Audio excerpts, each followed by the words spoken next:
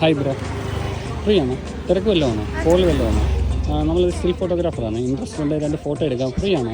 നമ്മുടെ ചാനലിൻ്റെ പേര് വരുന്നത് ക്യാനക്ലിക്ക് എന്നാണ്. നിങ്ങളുടെ സ്ഥലം എവിടെയാണ്? അടുത്ത് തന്നെയാണ്. ഓക്കെ. എങ്ങനെ പേരെങ്ങനെയാണ് നിങ്ങളുടെ 3 പേരിൽ? എന്ത് ചെയ്യുവാണ്? പേരെങ്ങനെ? ഓക്കെ. എന്ത് ചെയ്യുക? പഠിക്കുക? ഓക്കെ, സെറ്റല്ലേ?